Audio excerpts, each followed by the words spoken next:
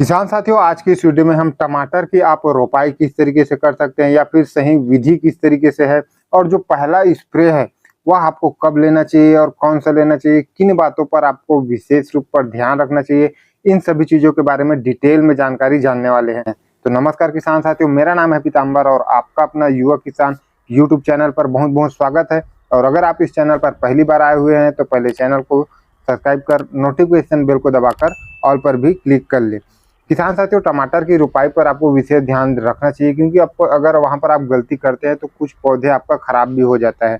तो सबसे पहले टमाटर की नर्सरी तैयार करने की आवश्यकता पड़ती है। टमाटर की नर्सरी लगभग 25 दिन में तैयार हो जाता है। अगर आप ऑर्डर से मंगाते हैं तो ऑर्डर से आपको लगभग 1 महीने पहले ऑर्डर देना होता है। उसके बाद आपका जो नर्सरी है वह आपके पास पहुंच जाता है। लगभग 8 से 9 हज़ार के समथिंग आपको प्रति एकड़ के हिसाब से जो पौध है वह लगता है किसान साथियों। और रोपाई से पहले जो है किसान साथियों आपको सिंचाई अच्छी तरीके से कर देना है। 1-2 बार सिंचाई करने के बाद जो है किसान साथियों खरपतवार का उगने का आपको वेट करना है।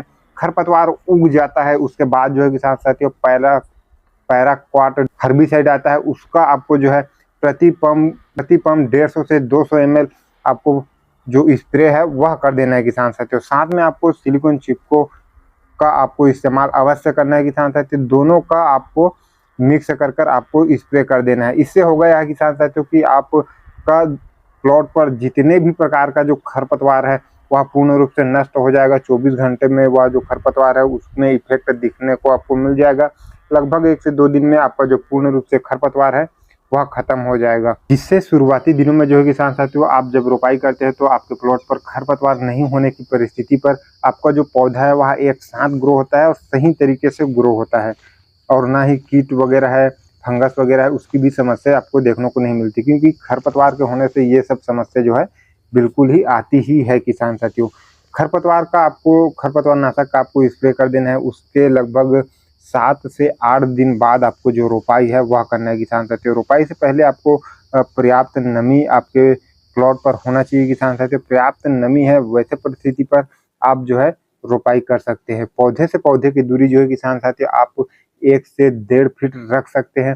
पौधे को लगभग 3 से 4 सेंटीमीटर की गहराई पर आपको रोपाई करना है। ध्यान यही रखना है कि जो पौधे का जो जड़ है वह बिल्कुल ही सीधा होना चाहिए। अगर आप घर पर तैयार करें तो आपको ज़्यादा ध्यान देने की आवश्यकता है किसान साथियों। नर्सरी वाला जो नर्सरी होता है वह तो खैर सही रहता है, उसमें ज़्यादा समस्या नहीं होती। लेकिन अगर आप घर पर तैयार कर रहे हैं तो आपको ध्यान वही रखना है कि जो जड़ है पौधे का वह बिल्कुल ही सीधा होना चाहिए। और एक चीज़ और आपको ध्यान देना है कि जहाँ पर आप रोपाई कर रहे हैं वहाँ पर जो मिट्टी का ढेला है वह बिल्कुल नहीं होना चाहिए, भुरभुरी होना चाहिए।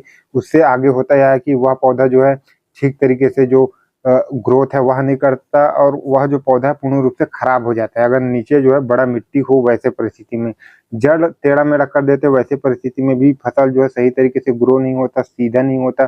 तो ये 2 चीज़ का आपको जो रोपाई के समय ध्यान रखना है किसान साथियों। 1 से 1.5 फीट पर आपको रोपाई करना है और 3 से 4 सेंटीमीटर की गहराई पर आपको जो रोपाई है वह करना है। रोपाई के बाद जो है किसान साथियों आपको ध्यान यही रखना है कि लगभग 2 से 3 सिंचाई, बरसात का सीजन है, पानी लगातार गिर रहा है तो वैसे में तो कोई दिक्कत है ही नहीं।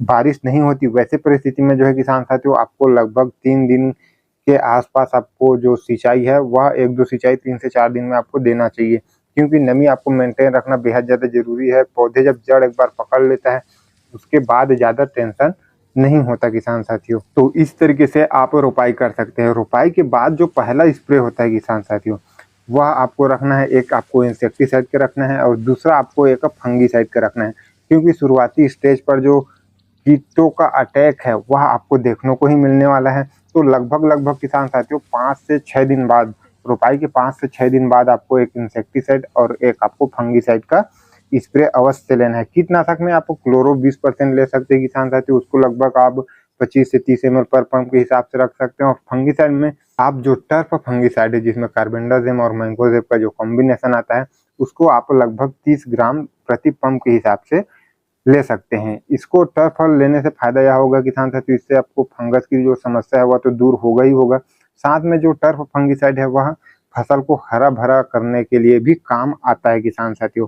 इस वजह से आपको ये दोनों चीज़ों का लेना है। स्टार्टिंग के समय पर फंगस का भी अटैक आपको देखने को मिलेगा, तो ये दोनों चीज़ आप लेते हैं। और साथ में स्प्रे करने के समय एक चीज़ और आपको ध्यान रखना है किसान साथियों कि आप अपने फसल पर तो इसको स्प्रे करेंगे ही करेंगे, लेकिन जो नाली है, जो खाली पड़ा जगह है, नाली है, उस पर भी आपको स्प्रे करना है। साथ में आपके जो प्लॉट है उसके आसपास के जो मेड़ है उस पर भी आपको चारों तरफ स्प्रे करना है। मान के चलो आपको सिर्फ पौधे पर ही स्प्रे नहीं करना है, पूरे प्लॉट पर, आप खाली पड़े जगहों पर भी आपको इसका जो स्प्रे है वह करना है, जिसकी वजह से जो इंसेक्ट है वह अगर इधर उधर है वह भी पूर्ण रूप से नष्ट हो जाए। ये दोनों चीज को आपको स्प्रे के समय भी आपको ध्यान रखना है किसान साथियों। तो इस तरीके से आप सही तरीके से रोपाई कर सकते हैं और इस तरीके से आपको जो पहला स्प्रे है वह निश्चित ही लेना है किसान साथियों।